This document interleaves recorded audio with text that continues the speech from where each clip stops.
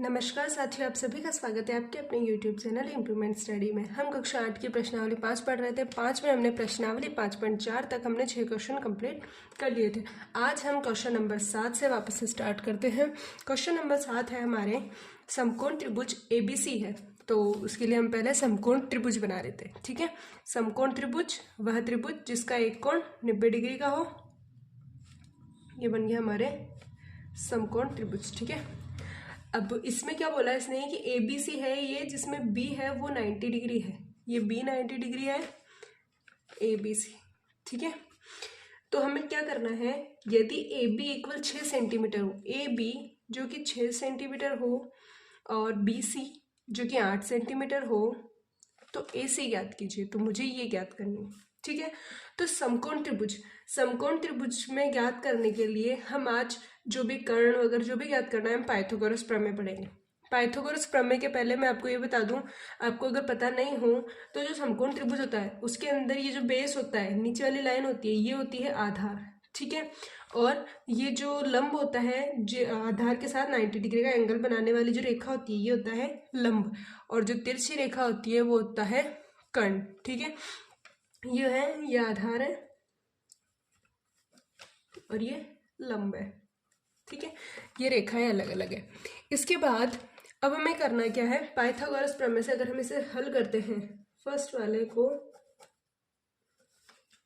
तो हमारे को दिया हुआ है जो दिया है मैंने यहाँ पे लिख दिया। ठीक है, अब हम इसे पाइथागोरस प्रमेय से हल करेंगे। पाइथागोरस प्रमेय क्या होती है, पाइथागोरस प्रमेय, पाइथागोरस प्रमेय होती है कर्ण स्क्वायर बराबर आधार स्क्वायर प्लस लंब स्क्वायर।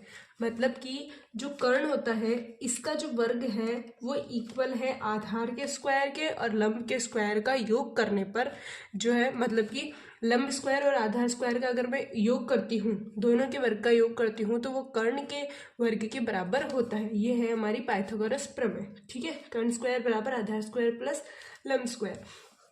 तो कर्ण हमारे हैं AC, ये AC का स्क्वायर इक्वल आधार जो कि है हमारे BC का स्क्वायर प्लस लंब है हमारे AB का स्क्वायर। ठीक है, AC हमें नहीं दिया हुआ तो इसको ऐसा ही लिख दो। BC जो कि हमें 8 सेंटीमीटर दिया हुआ है, तो यानी कि 8 सेंटीमीटर का स्क्वायर प्लस AB जो कि हमें 6 सेंटीमीटर दिया हुआ है, तो 6 सेंटीमीटर का स्क्वायर। ठीक है, AC स्क्वायर ऐसा ही रहेगा, 8 का स्क्वायर होता है 64 वर्ग यानी कि, और 6 का वर्ग होता है 36। ठीक है, AC स्क्वायर 64 और 36 होते हैं अपने 100।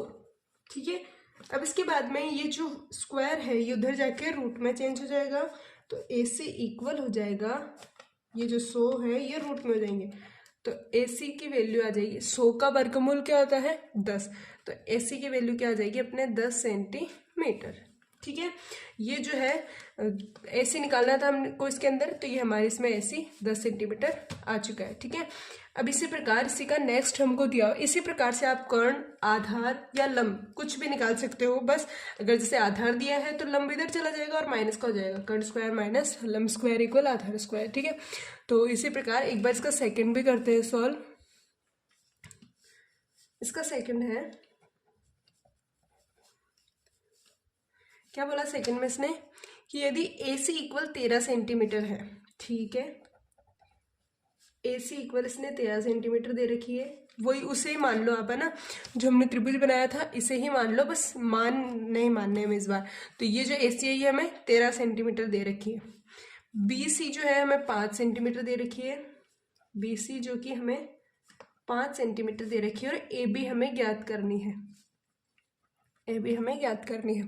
तो हमें क्या पता है कि AC ये जो कि तिरछी रेखा है ये क्या होती है, ये क्या है कर्ण। ठीक है, BC क्या है, BC है आधार जिसके ऊपर ये पूरा समकोण त्रिभुज टिका हुआ है, और ये है लंब। ठीक है, अब हम लगाएंगे इसके अंदर पाइथागोरस प्रमेय। ठीक है, वही कर्ण स्क्वायर बराबर आधार स्क्वायर प्लस लंब स्क्वायर। ठीक है, अब हमें निकालना क्या है, लंब स्क्वायर निकालना है हमें, तो इस आधार स्क्वायर को इधर भेज दो। ये क्या हो गया, कर्ण स्क्वायर माइनस आधार स्क्वायर इक्वल लंब स्क्वायर, क्योंकि आधार इधर प्लस का था तो इधर आके माइनस का, तो ये सीधा अगर मैं इसे लिखूँ तो ये ऐसे हो गई, कर्ण स्क्वायर माइनस आधार स्क्वायर। ठीक है, ये हमारे पाइथागोरस प्रमेय लंब निकालने के लिए सेट हो गई।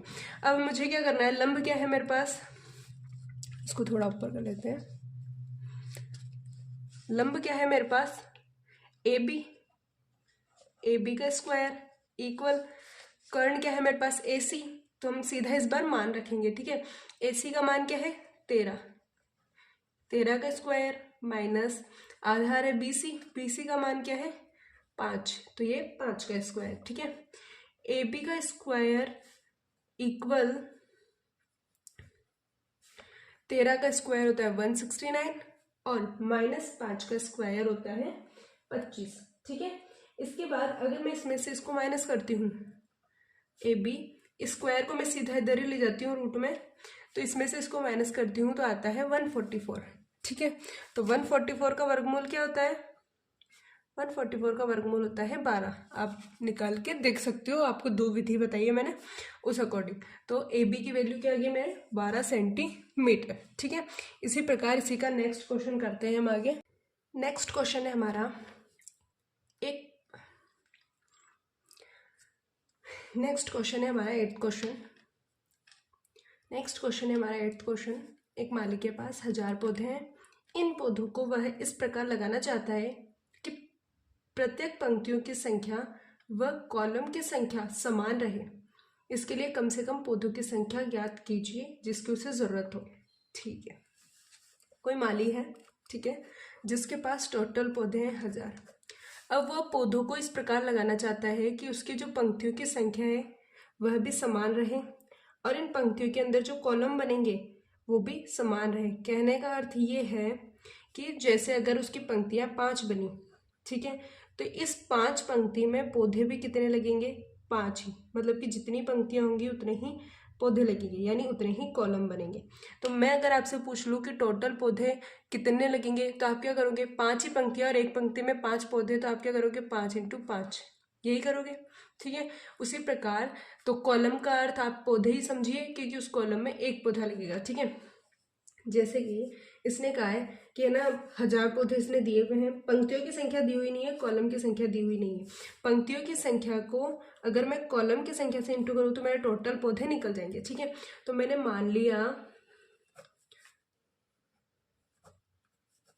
माना पंक्तियों की संख्या x है। ठीक है, अब इसने बोला कि जितनी पंक्तियां हैं उतने ही कॉलम हैं, तो पंक्तियां x हुई तो कॉलम भी कितने हुए, तो कॉलम भी हुए हमारे x। ठीक है, पंक्तियां और कॉलम। अब मैंने क्या कहा आपको कि जितनी पंक्तियां हैं उतने ही कॉलम है, तो इनको अगर मैं आपस में इंटू करती हूँ तो मेरे टोटल पौधों की संख्या निकल जाएगी। ठीक है, जैसे कि 5 पंक्तियां हैं, ठीक है, और प्रत्येक पंक्ति में 5 कॉलम बने हुए हैं, तो अगर मैं 5 को 5 से इंटू करती हूँ तो 25 क्या आएंगे हमारे पौधे। वैसे पंक्तियों को और कॉलम को मैं आपस में इंटू करती हूँ तो टोटल पौधे आ जाएंगे। तो अगर मैं x × x करती हूँ तो मेरे क्या आ जाएंगे, टोटल पौधे आ जाएंगे, जो कि मेरे को कितने दिए हुए हैं 1000। ठीक है, x को x से इंटू किया क्या आ जाएंगे, x² इक्वल 1000, x² का इधर जाके रूट में हो जाएगा। अब जब मैं 1000 का भाग विधि से ये निकालती हूँ, क्या बोलते हैं वर्गमूल, तो 1000 का वर्गमूल निकालने के लिए पहले जाएगा 3 का 9 बार में, 9 आएंगे वर्ग, फिर 3 का इधर मैंने जोड़ा और इधर आए 1 0 0। ठीक है, यहाँ पे 2 बार में जाएगा, ज़्यादा जाएंगे तो 1 बार में जाएगा।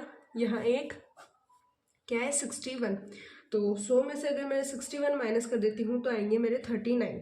यानी कि ये जो 1000 है ये एक पूर्ण वर्ग संख्या नहीं है, मतलब कि अगर मैं इसका कॉलम बनाती हूँ, जैसे 31 कॉलम बनाती हूँ और एक कॉलम में एक पंक्ति में 31 पौधे रखती हूँ, तो मेरे 39 पौधे जो है ये तो एक्स्ट्रा बच जाएंगे।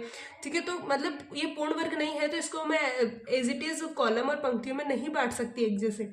ठीक है, तो अब मुझे क्या करना पड़ेगा, ये जो 31 का अगर मैं वर्गमूल निकालती हूँ तो ये जो 1000 है 31 के वर्गमूल से 39 ज़्यादा है। ठीक है, तो मुझे हटाना नहीं है। क्वेश्चन में कहा है कि पंक्तियों की संख्या समान है, इसके लिए कम से कम पौधों की संख्या ज्ञात कीजिए जिसकी उसे जरूरत है।